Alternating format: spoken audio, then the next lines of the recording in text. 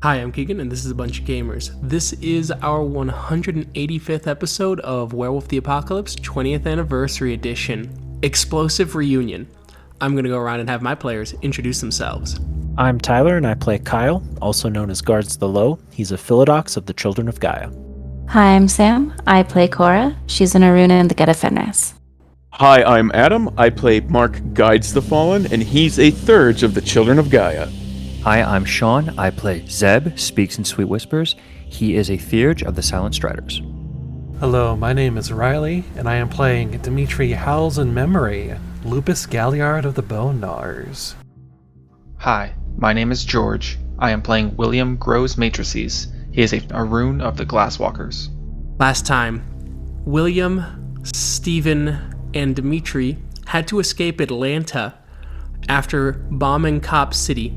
After a run-in with the police, they finally made their way back to Washington, D.C. to talk to Roger, who had given them explosives to start hitting a fuel depot somewhere in the United States owned by the federal government to try and hobble the National Guard. Meanwhile, in the abyss, Kyle, Cora, and Mark found Scent-of-the-Untouched-Hills and began their travels on the Silver Path, greeted by visions, seeing things of family members turning on them, the deaths of whole communities, and the treatment of spirits. Now, they continue on their journey. There is a manhunt across the country as several police officers have been murdered in Atlanta, Georgia, and the country is on edge. William and Dimitri, you guys need to start investigating where that fuel depot is. That'll require an investigation roll and a computer roll. Okay. So, intelligence computer from William, and that's going to be difficulty 8. Alright, Dimitri or William, whoever has the better. Intelligence investigation, diff 5. I've got eight dice in that. That's all you, man. And then what was the difficulty for that again? 5. Alright. Alright, you find some information on a fuel depot. It is controlled by the federal government, though they've made special contracts with Endron, EP, USEIP. This takes about 3 weeks of searching on the online and various things across various mediums, and you find the closest one is between the towns of Danbury and New Milford in Connecticut. And if you guys, for your training times, had anything that took about 2 weeks worth of training time, now you can use that dot that you spent the experience for in terms of training time. And that's for everyone. Steven's going, fucking A. Pats Dimitri on the back. Hell yeah, man. Good job. Long one as he hands you some very dark coffee. Yeah, and Dimitri's going to take a long sip. What, coffee, it turns out to be a generous term, given the sludgy consistency of this bean soup caffeinated bean soup that Steven has handed you. Oh, nice. Camp sludge. Yes. So, I guess we gotta start getting ready, right? Yeah, I guess next we find a bus to Connecticut. Yeah. Can we take a train? I guess the train's more guarded. And Dimitri is beautiful enough to get noticed if they have any witnesses talking about him. That's the downside to being this handsome. Why can't you be more like William? Or me? Or Zeb. Oh, Zeb takes that problem in the whole opposite direction, and he's real easy to notice, too. Yeah, that's a good point. Meanwhile, in the Abyss, it has been about 3 weeks. Once again, same to Fomori's Bane. If there was anything that your training times covered in 2 weeks, you now have those dots available based on training times. You guys are moving through, and you have to find cracks out of the Abyss when you see the familiar visage of the shadowy wolf. Nightmaster has arrived, deep in the abyss to where things grow even darker. His eyes seem to be the only things gleaming from his shadow-like appearance. Hello again, Nightmaster. Again? Unless you were but a vision the last time, yes. I have not seen you since you've entered, but I recall you coming here once before. That's true. Then it must have been a vision, our conversation this time.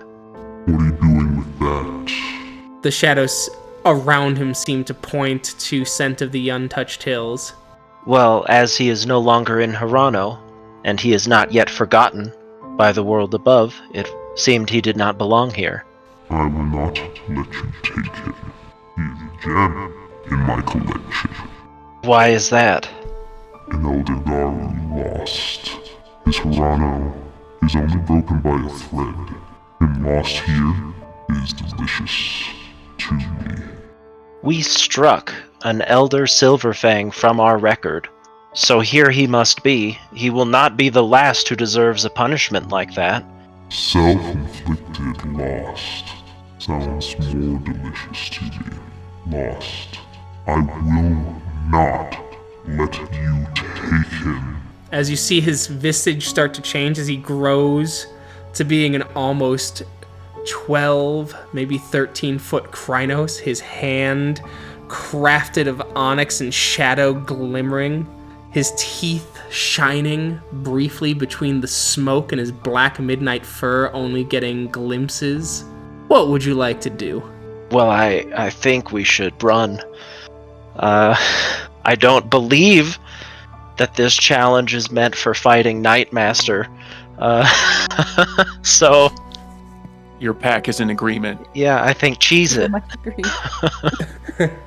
Alright, so we're gonna need a couple rolls.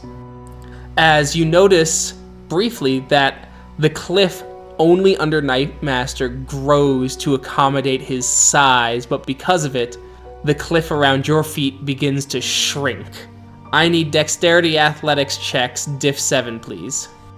So you're able to keep your balance and you start to run. However, Nightmaster extends his hand and pulls down as part of the path in front of you collapses. You will now need to do a strength athletics roll. Difficulty 4. You will require 3 successes to make it across. Alright, as you all successfully jump, he jumps soon behind you, and you get just far enough away from Nightmaster as you hear things starting to cry in the abyss, chanting in various tongues long forgotten, or blasphemous prayers to the worm that you have never heard before. Now, to escape the abyss, you must succeed a cumulative 20 successes between all of you, rolling either Gnosis or Rage, diff 8. Botches end in removing successes from the pool. Alright, a total of 5 successes. As you start moving along, finding crags that might be useful, slipping in here and there, traveling, unfortunately going deeper in the abyss, as you hear the constant chantings and you notice Luna starting to set. As the last thing you hear before you reach sensory deprivation is Scent-of-the-Untouched-Hills going, "Can he move in this darkness?" Probably. Meanwhile, on a Greyhound bus heading into Connecticut, Steven is coming out of a gas station carrying some Plateau Rain, big old bottles of it. It's neon orange tinge being associated with several gamers as he starts handing them out, as he gets, of course, the flamin' hot cheese curds. I got you guys appropriately nutritional snacks. Thank you, Steven. Bag good? He looks at William. Yeah, it'll do. Alright. So, what do we think the plan's gonna be? And, more importantly, should I buy marshmallows? Plan we can discuss. Marshmallows, that's on you. Just asking after the fact. It'd be a big enough fire. What if we hung them from trees to see if they got golden brown from the explosion on its own? I don't think we'll get a chance to check. Run by him again. We can just check our hairs then. Those regenerate. If they're fully burnt off, they're still going to be crispy on the ends. Look, all I'm saying is this sounds like a celebration sort of thing after the fact. If you want to celebrate, sure. Yeah, look at me. I'm William. I'm all business. Oh no, marshmallows. That's on you. I don't want any. I'm looking after my figure, even though I burn 10,000 calories a day. Look at my guns. As he's making finger guns. Oh my god, I want to just come out and just say it. Sticks and stones, Steven. We don't need marshmallows. Sticks and stones. They're good for more than just... Oh, you're not familiar with sticks and stones? No. Explain it May to me. break your bones, but words don't hurt me. As he looks at you slack-jaw for a second and he goes, yeah, I know sticks and stones, come on. As he pops a cheese curd in. I wanted to see how low you thought of my intelligence. Every day it's getting lower and lower. That's okay. Who got us this sweet-ass gig? That would have been Zeb. Who put us on the path? That would have been me. No. I'm the one who suggested coming to New York. So I guess what you're saying is that my intelligence is not that high. I'm saying that you are a brother in arms and in schooling. Ouch. But also, thank you? I got a high opinion of you. Wish you had the same for me is all. I've stuck it out this long with you. Sticking it out and having high opinions of someone are completely different. Look, I would have busted your skull in if I didn't like you as much as I do. You can like someone and still think you're above them. Don't take it personally. I just think I'm above a lot of people. I can't wait to see that fall. Pride cometh before the fall. Either way, if you're going to be getting marshmallows, you better get some chocolate bars and some graham crackers too, so we can make s'mores. Dimitri, who gave you chocolate? That's not good for you. As he scratches your Hamid chin. I've had chocolate before. Oh, I see. One sec. As he looks over at some people who seem to be like, they're not quite eavesdropping, but they're clearly like, what the fuck is wrong with those people in the back? He can't eat chocolate because he'll get fat. Anyway, that'll throw him off the scent. Oh, sure. Because they were thinking exactly what we are to begin with. But yeah, do s'mores. S'mores are good. A little early in the season, but I am not against it. Get that nice smoky taste. But we ready? I have a feeling this is going to be a little more complicated than Cop City, especially now. Yeah, I'm ready. I think we've got what it takes. All right. Agreed. Oh man. Oh, Dimitri, go long. As he flicks a cheese curd towards your mouth. Dimitri catches it. William, go long. I will grab it with my hands. Boo. Boo. Until you understand the people you trying to help, you're never going to be able to do it, bud. Can I understand them and still be who I am? Oh, sure. But unless thinking you're better than people is who you are, then your help ain't going to be doing much, except condescending. That means I'm talking down to you. Then teach me. Alright. First things first. Do you think I'm dumb? In some ways, yes. Why? Well, you didn't really get any schooling, did you? Is schooling the measure of intelligence? It's not the only measure, but it is a measure. Okay. So you've used that measure, and you're using that measure to think you're better than someone. Okay. Are you? I guess if you are pointing it out, then yes. Okay. What about the person who's a farmer? They don't have to... What if they got no schooling? What if they learned everything and they're able to do things you can't because of experience? Are they better than you because of that knowledge? It's not official schooling. Are they worse than you, even though they can do things you cannot? Without gifts, at least? I mean, they are better than me in that regard, yes. Better and worse are objective measurements of value. And if you assign value to people, you determine who is worth saving and who is worth being left behind. Okay. If you think someone with a mental illness walking the streets is worse off than you because of their mental illness, because they are worse off because they don't fit into our society, you've made a value judgment that they can only be pitied, not actualized as a person, and that they, in some ways, deserve to be on the street. Okay. And because you've made that, you've decided that certain people have to be above that person. And that is a slippery slope that leads to people who are able to control this world, whether through money, influence, or violence, because they have inherently more worth, because they need less help with certain things that we deem as valuable. And that is against my ethos. That is why I stand with my brothers, sisters, and siblings among the homeless people. It is why I kill those who would try and stand above them under the barrel of a gun. I see now. And if Garu Renown doesn't catch up, then so be it. I'm doing some of this rank shit because Kyle's right. I do need to get some access to powers for spirits to help these people. And there is a larger picture at stake.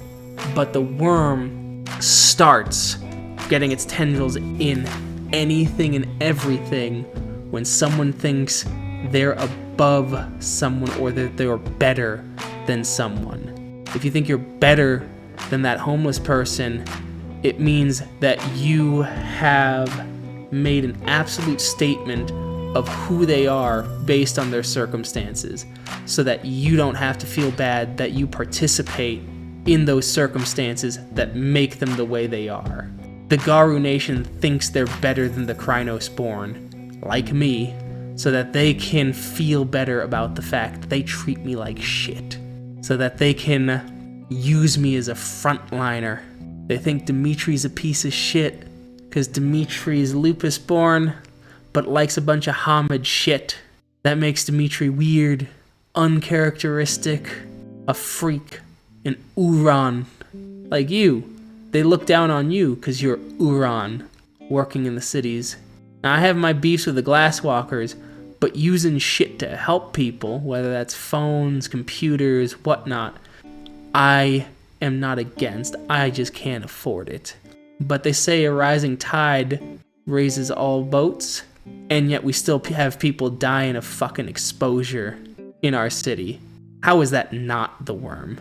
How is that not rot in the structures crafted by the Weaver? And when you think of it that way, the wild exists in random acts of kindness. The wild exists in people, just regular people, trying to help homeless people and treating them the same as any other person, regardless of their disabilities, their skin color, who they fuck, or how they view themselves. And that is what it means to be a Bonar, and that is what it means to be a child of Rat, and that is why I ain't fucking dumb. I just laugh because there's so much sick shit in this world. I would frenzy every goddamn day if I didn't. I hear you. And you're right to some degree. You're absolutely right. Everyone needs help. No one is beneath others. But the way I see it is that the way you're explaining the future for what you see is political and social anarchy, which in theory is great. Is the world we are in theory and in practice all that fucking great either? It's not. And there's going to be a level of give and take. Anarchy comes with its own issues. So does having certain people in power. You just have to figure out what those issues are and put systems in place to make sure that that isn't an issue. It is what it is. Like I said, you can say that, but the number of dead, just that, statistics under our system, and don't give a shit about them. At least when there's anarchy, everyone's fucking equal. And it's not just a statistic, it's fucking personal. Yeah, but then you get individuals that think they're above everything else. Somebody that, like you picture me, who sees everybody as beneath them. And how long would you have that view if you didn't have this weaver-infested system propping you up? When you have to rely on your siblings to get what you want, whether that's food, comfort, shelter, working together. But I do that. And yet you still think you're better than them. Okay, well, the difference is that, wow, you can think that all you want. And I don't mean to be rude, William. I do like you. I want you to remember that when I say this. Through all that thinking you're better than a lot of folks, you still ain't the alpha of your pack, and I doubt you ever will be. I mean, you speak truth. Of my pack, I am not the strongest. Physically, I am. And I know that full and well. And being better than others doesn't mean that I don't lean on them. Being better just means that I know myself, my flaws, as well as my gifts. Interesting choice of better, but either way, William, go long. I will go ahead and catch it with my mouth. You get just enough, but it's hanging there, and he's like, good job. In the abyss, in the darkness, Kyle, you activate Mind Speak. Yeah, yes. First, though, Lagomorph Spoon. Lagomorph Spoon, okay. Alright. Alright, let me write that down before I forget it. And then Mental Speech. As you reach out and you go into the mind of Scent-of-the-Untouched-Hills. I'm using a gift to communicate to you. I don't know if he can move in this darkness. I imagine he can, but this way at least we can tell each other if we discover something or if something happens. I understand. And if we need to keep ourselves sane. Sanity is a good thing. It's difficult to hang on to in this place. The darkness and the visions certainly do take a toll. That they do. It's said that a Fianna warrior had to do such an ordeal after the fall of the Worm Howlers. Oh? Colin Spriggan's Claw. It was said after they were warned and the Worm Howlers emerged from Pictland and we battled them, that he entered the first hive near one of the locks, or at least a hive. He was able to find it, and we were able to capture several of the Worm Howlers, destroying them. It is said that he was able to kill them, skin them, and purify their pelts, and tan them, so that we could put some of the greatest stories of the Silver Record upon their skins, so that in death they could be redeemed in doing something worthwhile for the Garu nation. It's a nice thought. Perhaps a little morbid, but I like the idea that even those who fall can still help, in a way. I think it's important. We have that written in our own legends. We have a right for it. And I suppose you're right. The fact that legends exist about some of these fallen Garu as lessons to future Garu is enough to prove that out. I suppose this just feels more physical, tangible. Yes, I think that is part of it. I think it is also, though we are an oral tradition, writing the stories in glyphs keeps the stories still alive, for glyphs' meanings change with the times. I've heard tale that in the first days before the rise of the Gauntlet, that glyphs actually moved, shaped, and laughed, dancing upon the pages or the items they were written upon. Do you think that stopped when the Gauntlet was created, or that the glyphs written after the Gauntlet was created could not do that? I believe it was stopped because order was imposed. The wild couldn't be physically in our world. It was left in the Umbra, and now we only feel the quakes of the wild that pass through the Umbra, whether they're natural disasters, random evolution, mutations, things of that nature. But when the Weaver rose to ascendancy, words and glyphs could no longer dance. They had to stand still. It would be quite a sight, I imagine, watching the glyphs tell the story. It is said that the Galliards crafted their own gifts to make up for it. That there are gifts that allow them to make the shadows dance. I've seen it before. The shadows dance, the wind sings in the way they need, and the fire dances and images come to life. I've seen it as well. It is a beautiful gift. That it is. The greatest storytellers of the tribes can tell beautiful tales, and I love hearing the stories of them. It is a hallmark of our tribe, to learn, to hold, to appreciate, and to remember the stories of other tribes, so that if they fall, like the Bunyip, like a middle brother, like the Worm Howlers, someone can still sing it for future generations.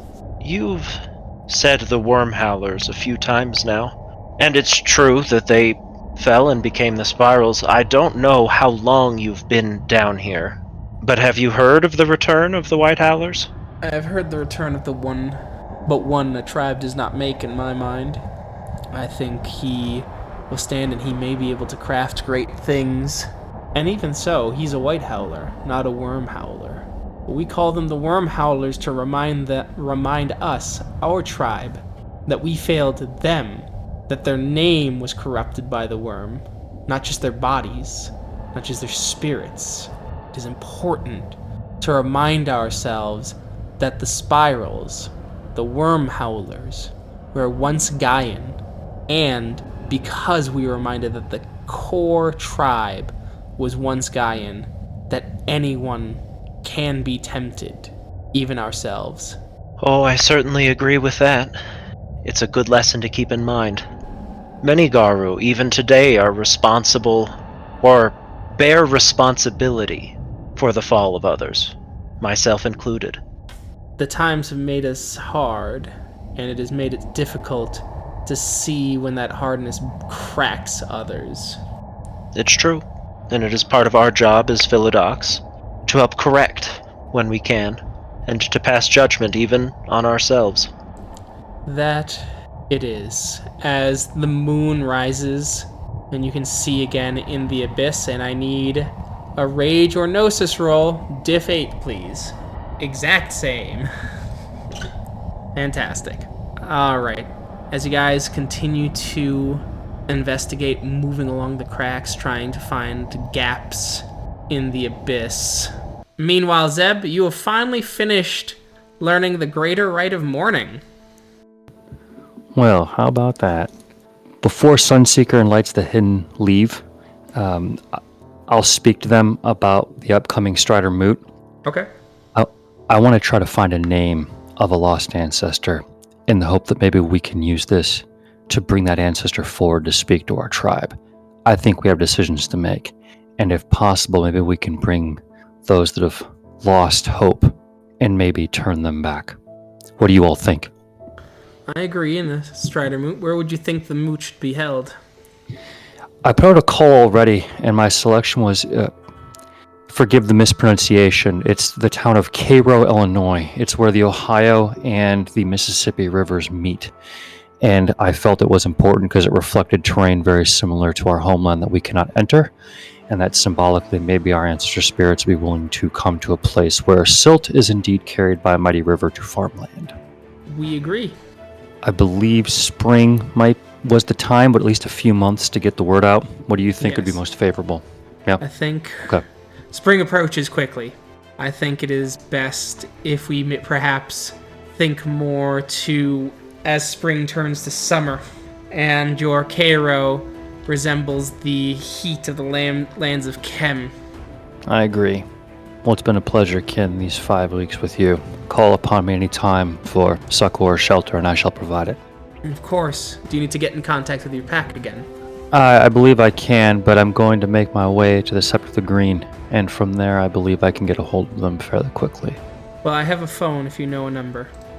I am similarly equipped. Thank you very much. What Zeb will do, though, is he'll use their conventional number to send a message to Shadow Dagger that he's going to try to make his way there to meet him, and he would rather meet in town or in the city than meet him on Sept grounds. Okay.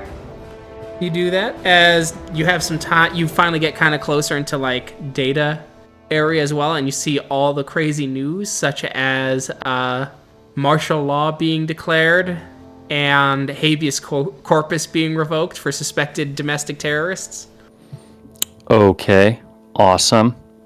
Other than sneaking past checkpoints, I will expend 3 rage to use Beyond Human to raise my appearance to 3. So at least I'm not so ghastly on sight that somebody could make me, and I appear just to be kind of an average appearance individual. Perfect. So you start traveling to the Sept of the Green. Takes a few days as you finally get there. And, alright, so Shadow Dagger does meet you on the outskirts of the city as it's less in lockdown, so to speak. I'll meet him for coffee. Sure. And he sits down. Sorry about what happened earlier, but I think the boys were turned into a more positive direction, although based on the news, I'm not so sure. Coordinated. I heard they're still on a job. Roger? Yes. I can make my way back down there soon. I wanted to talk to you first. Knowing just how at risk things are here, I wanted to ask you something very specific, and it was about when we had to deal with our friend Carson, who I'm sure you heard over the past few weeks what actually was the truth. And he was handled. But this is the second time that I've directly dealt with members of that family that seem to have problems that pervade throughout it. And I used to think it was just rumor, but I wanted to get your take away from the office of how true you think those things really are, because I am convinced that they are truer than I'd like them to be. Somewhat true. That's why the Margrave is making his push to actually be Alpha and to make the Shadow Lords ascend. It wasn't something he did with a lightly. Well, 2 things on that for you. The first is I'm trying to have some of our Korax friends meet with the elders back in Colorado Springs. And really the purpose is there, we just don't have enough eyes anymore. But the second part of that is I'll be meeting with my family here in the summertime, and what you're talking about is something that I'm in favor of, and I'd be willing to talk about it with extended members of my family of an action that we might take in the future. Very well. Just remember, you will be going up against Albrecht. He is quite popular, and he is not like some of his tribe who have slipped. It's what makes him so frustrating. He is a good leader. I don't disagree. So if anyone were to ask you, it's not that I'm besmirching that individual at all. I just don't know how much time he has. Agreed, but that is why there's some concerns. If all the Silver Fangs were finally slipping, so to speak, Margrave gaining supremacy globally would be our best shot in the apocalypse.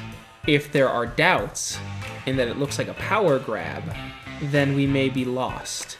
Which is why the Margrave has started to at least untangle a little bit from the United States, given that all of us have had our pack patrons arrive, or if they're not in a pack, their tribal patrons arrived and told them what they must do. That's a similar task that we're about to undertake. It relates to something else that had come to me, and I wanted you to hear it from me myself. Dream that I had, but some good information from a good source saying that pretty soon financial markets are going to collapse significantly. I mean, the writing's on the wall. Only an idiot would think they're not going to. But again, my own patron confirmed this, and I know that means a lot more to where you are and how that fallout might occur.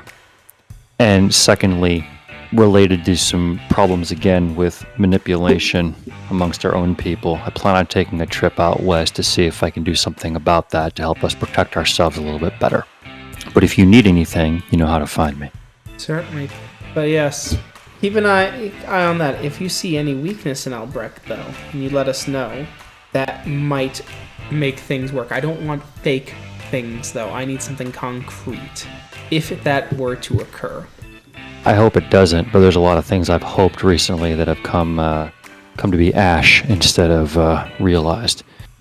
Well, that's it. I'll cover coffee for once. I actually have a couple bucks. I'll head down and see if I can check in with the rest. Do you have any messages you want me to bring down to DC?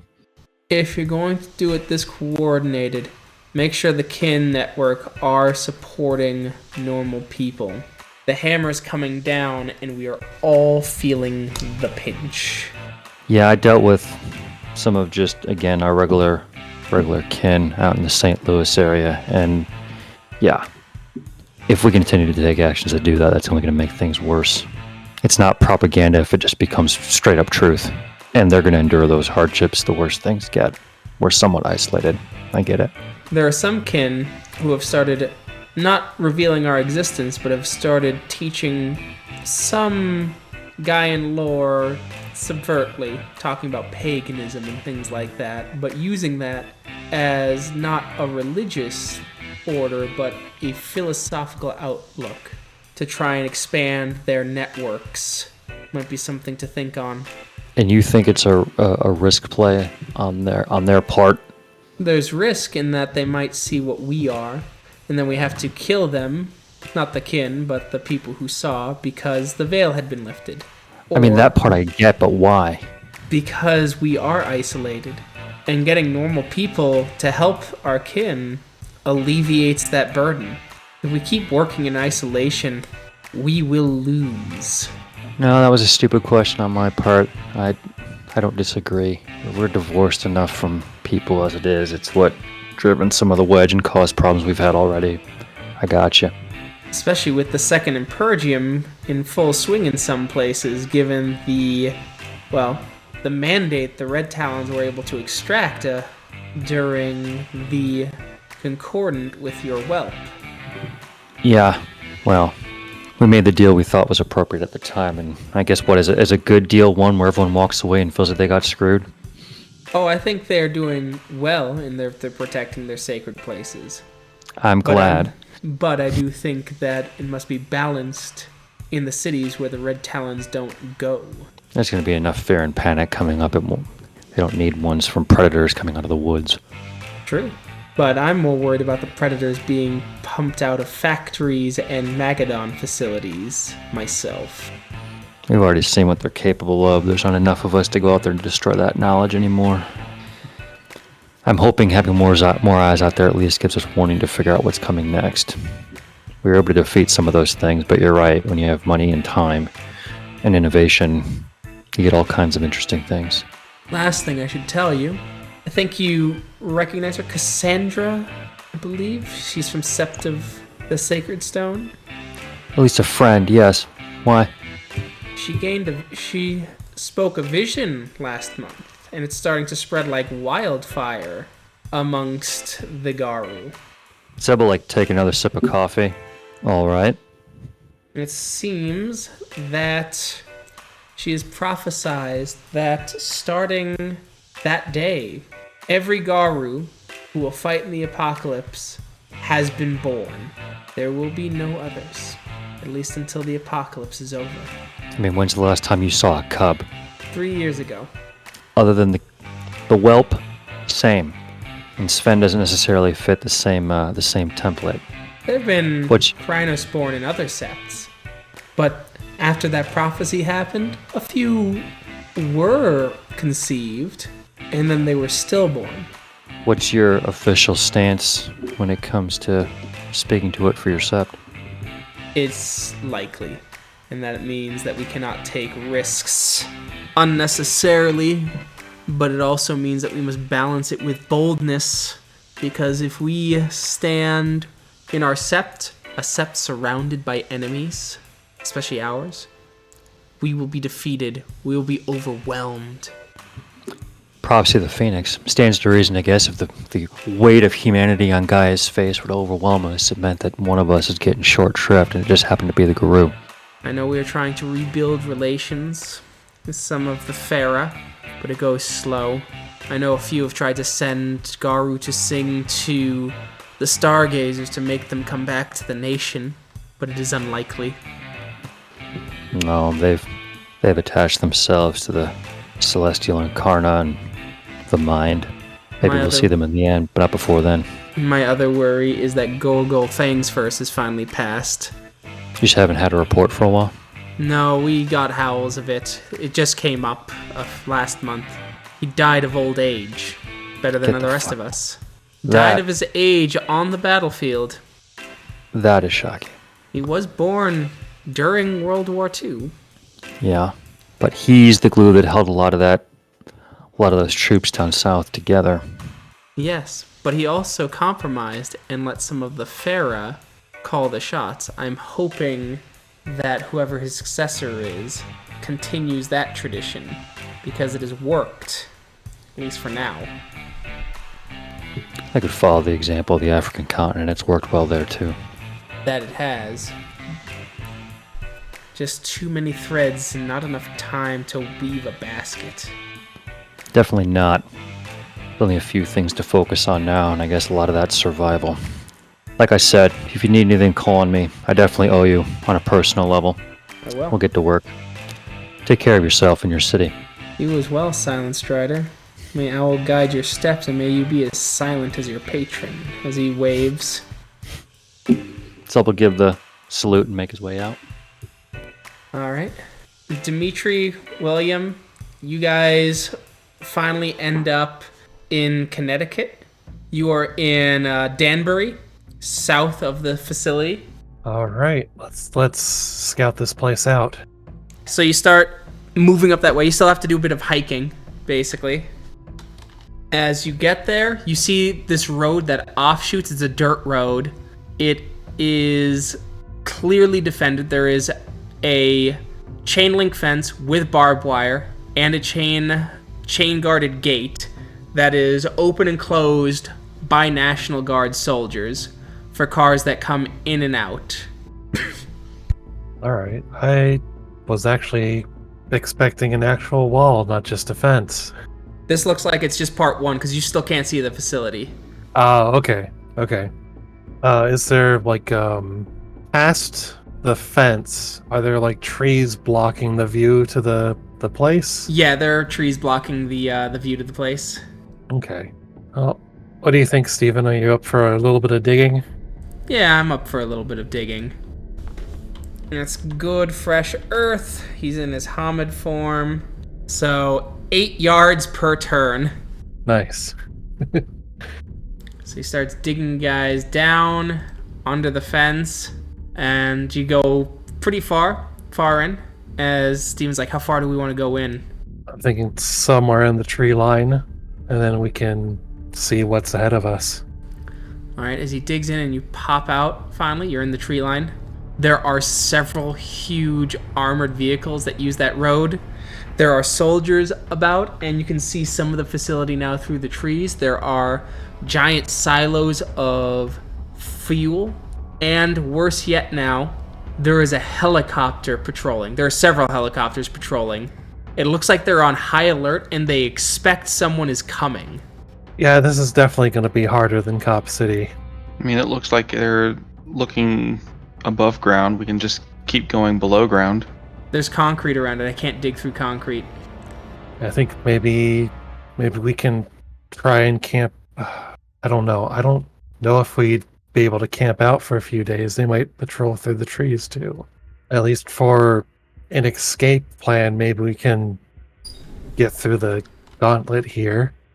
But who knows what's on the other side. I don't think the gauntlet's going to be something we can do unless you can get us both through. I'm no Thurge, but I think I could manage it. Well, I'm not part of your pack, Dimitri. Ah, damn it. I can try for myself, but it means that we might be split up. Yeah, I think in that case, I think it's best if we stick together. Also, do we have any gifts to bring the bomb over? That's another good point. As you guys have to duck back down as the helicopter flies overhead, the searchlight almost catching you, as several soldiers also march around the area. Fuck. It's like 50 fucking guys out there. Does the bomb have to go inside the building? Just close enough to set off the fuel. Well, even your phone starts going off. I will look at it. Who's calling? Zeb? Crap. Answer it. What are you 3 coconuts doing? Well, if everything goes to plan, you will hear an explosion in Did you hear about something? 5 to 10 minutes. And I gotta be quiet. Where are you? I'm going to text Zeb. While All right. I'm... Yeah, we'll go to silent mode. All right. Yeah, so I'll text Zeb. We're in Connecticut. Danbury, Connecticut. Zeb will text back. Situation? Place is on high alert. Create a diversion? Question mark. Possible. Ideas? Don't you know fancy ways to shoot? Yeah. Question mark. Look for something that doesn't like bullets, or make a shitload of noise. The soldiers overhead start moving away, where you might be able to whisper to Dimitri. Dim, can you create a diversion with a small bit of the C4 away from the fuel source? Yeah, I'm sure I could do that. You have 2 triggers, so just so you know. Maybe somewhere along the chain link fence, and then save the big fireworks for the fuel source. That's what I'm thinking. Could even give Steven that, and then I can do some fancy shooting to pull their attention even further away. Steven, you okay with that? I'm good with blowing shit up. Any other ideas? I do have Guys of the Hound. I mean, I can set the C4, move a bit away, Guys of the Hound, and they'll just think I'm just a dog. That one actually might be better. I think that's the plan. Dim, once you hear the explosion from Steven go off and you hear gunshots, that's when you make your way in. All right, sounds good. All right. So you set up the explosives, Dim, and they go off. You shift to Lupus. What? Next step is Guys of the Hound. Yes. Let's see. All right. 2 successes. So you look like a dog as the explosion goes, and several soldiers start coming in. They start looking around. Several bullets go flying. Dimitri, I will need a Dex Athletics Diff 9, please. All right. 2 successes. You jump out of the way. Several bullets almost hit you as well. Not because they're purposefully aiming, but because of, the explosion and such, as the helicopter starts to move away and start investigating the area. All right, William. Right. And that's using trick shot as well. Okay. All right. We start firing off as the distractions more pull away. Steven runs in. He sets his C4. And he shifts into Lupus, spending a point of rage, and howls, essentially just run. And I will book it. And I will skedaddle. That's good that you did, because that amount of C4 with about 80,000 gallons of gasoline just went off and explodes with such force that it knocks the helicopter down, kills several soldiers, and levels a few trees as the big black plume of smoke goes into the air. Meanwhile, in the abyss, Kyle, Cora, Mark, could I get one more roll? But this time, the difficulty is only 3. As you all start running, you find a crack as you start leading Scent-of-the-Untouched-Hill, and you enter the penumbra. There is chaos in the Umbra. Several worm spirits going this way and that as smog spirits are flying everywhere, and you see in the distance 3 shadows running on the ground at great speed away from whatever this is. Probably follow those shadows, I suppose, because at the very least they're going away. Yep, as they run, they do get a good distance away as you, Steven, William, Dimitri, you stop. There's a nice little pool of water that Steven laps at. It's nice and clear. What an explosion! I didn't realize it was going to be that big. Yep, fire and gasoline don't necessarily mix there, bud. Sure, but way bigger than I thought. All the same. Either way, I think Roger's gonna give us a pat on the back after that one. No, I guess probably should start heading back to Sacred Stone and shit, too. Yeah, we should get going before they catch up to us. Or, before the roads get blocked off. Yeah, but that's probably gonna, who knows? I was gonna say, now with this clear pool, it might be a good time to try and travel through the Umbra. Yeah, maybe. As instantly in the pool, you see Mark, Kyle, and Cora appear. Steven jumps back, Jesus, as he shifts into Krynos from the shock. Kyle? Boo. What the fuck were you doing? Shifts back into Hamid. We were helping the great Garu nation. Mark looks at the explosions and fires. I see that. See it in the Umbra, too. Hell yeah. Wait, where's Scent-of-the-Untouched-Hills? He's with you. He's I passing through. look- He finally I look passes for through. him.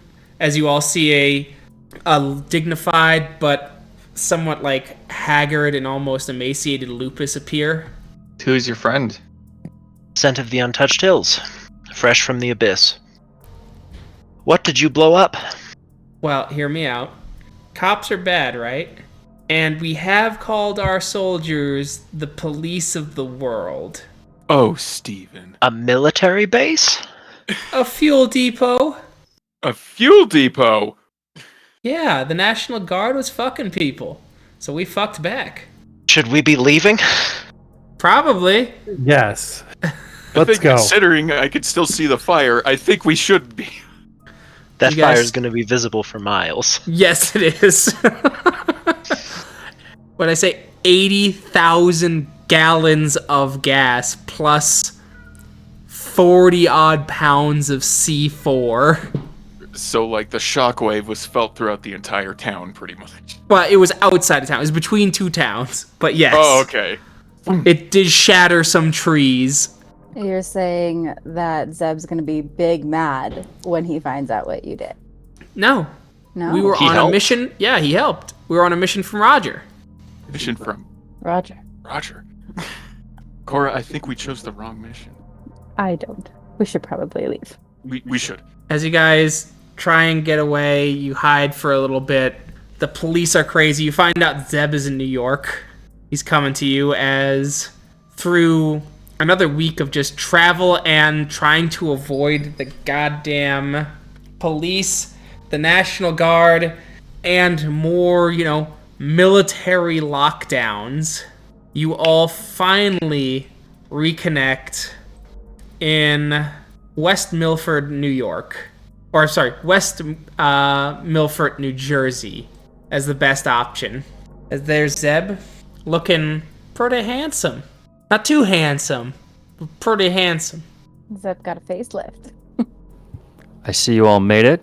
Kyle, I lost $5 to Bloodwind, and for $5 for him are 5 actual bucks, so I guess I'll have to go hunting after this to say that indeed you were successful on this part of your mission. Steven leans in and squeezes Zeb's nose. So how did they get the Play-Doh to stay? Very carefully, and Zeb will and you never doubt me again. Well done. Anyway, Kyle, your words of wisdom helped me get through this whole endeavor. Which words of wisdom were that? Where you talk about how we can't solve all the world's problems, but we can be a cop's last problem. Was that a thing I said? I mean, it sounds like something you said. Maybe I'm paraphrasing. He definitely said that multiple times throughout this entire trip. And I give credit where credit is due. Kyle spreads these words of wisdom as a philodox. If you weren't so precocious, Just because Steven says I said a thing. Who knows you come better, on. buddy? Now, come on, Kyle. Let's not this be a situation of do as I say, not as I do. Would it be better if Steven said you allegedly said it? Allegedly? If it has to do with cops, I wouldn't trust Steven with it. That's Unless it's about hurting them. In which case he knows all there is to know. As he taps the side of his head. I am an expert in my field. Master of my craft, if you will. I guess you could say that you were better than most. No, I just put in the work. Nice try, though. I just enjoy my chosen skill. Anyway, we should probably find our way back to the green so we can get back to Sacred Stone at the very least. I don't know what you guys are doing with this one here. They've been talking some interesting stories, but they all seem kind of sad overall. The stories, I mean, wow, the disposition, no offense. As Scent-of-the-Untouched-Hills just looks at him, unmoving. Have you, been to the Abyss, Stephen? Nope. You keep it that way. That's easy. I know exactly where I'm going. All the time. That must be a blessing. It must be. It's all because of those big, big thoughts in that little head of yours, as he taps Kyle right between the eyes on his forehead. Getting lost in thought, Kyle. Well, I can't tell you you're wrong, but I can tell you that someone has to do this thinking. But I don't mind doing it for you, because you're here blowing up fuel depots for me. For Roger. Don't take his thunder. Oh, no. I meant I was off doing other things, so you could do this. Oh. You know, if I'm out doing that stuff, you can be here. I see. Yeah, that's true. Oh, here. Plateau Rain? Yes, food. Cora will just grab it. Thank you. That's a drink, but yeah. It's not nothing. Okay. Sorry.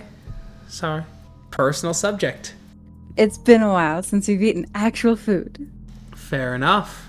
Anyway, as Scent-of-the-Untouched-Hills looks at Kyle, where will we travel next then? You said you would offer me revenge, vengeance, purpose. Were those pretty words? Well, I hope they were pretty, but they should be more. The fastest way, if you're willing, is to go to the Sept of the Green in New York, take a moon bridge to our Sept, and then head northwest. I accept these terms. And so you guys bounce, you get back. No talents being collected this time, thankfully. Mostly because Roger prepaid, knowing that that's what was going to happen. And Kyle, you start heading north with Scent-of-the-Untouched-Hills. What is everyone else doing? Is anyone going to go with him, or what's the dealio? We are going to Wyoming Electric. Did I say north? Yeah, I mean that's still north. Wyoming Electric Peaks. We're probably going to spend a day or two there, just being in somewhere that's actually nature, hunting a little bit, being around other Garu who are not in a city, and then heading, I believe it was it Alberta? Yeah. Yeah, heading even further north into Alberta then. What are you doing in Alberta? We are going to hunt down a lot of the people that caused the death of Scent-of-the-Untouched-Hills Sept, the fracking, and anyone who hunted wolves in that area. Okay. I think that's a no-go from old Unky Zeb, as it is currently April 1st. Yep. You're going to start getting out for your Silent Strider. And there's the other ritual that I wanted the theaters to perform here for springtime too, with meeting the Korax. So yes, a no for both. Yep. Excellent. Okay. What about Dimitri and William? I guess you guys are going to finish your actual training times now. Yes. Yep. Excellent. And if there's any time left over, I'd like to help more with the kin. Okay. Sure. Now just, Mark, what do you think? What are you thinking? Oh boy, Mark has been through a lot, and he feels he needs to train and just be around other Garu. Okay, so staying behind, training. Cool. Alright, so Sam or Cora, do you know what you're doing? Kind of like, I want to go help Kyle, but it doesn't seem like necessary to have muscle, and so I kind of want to just train to get the 2 gifts that I was wanting. Okay, then you will do that. So Kyle sets off alone with Scent-of-the-Untouched-Hills. You guys are going to stay behind, and Zeb is going to do some Rite stuff, but all that will start happening next time. Thank you to everyone who listened. We'll catch you in that next episode. Bye. Bye. Bye. Bye.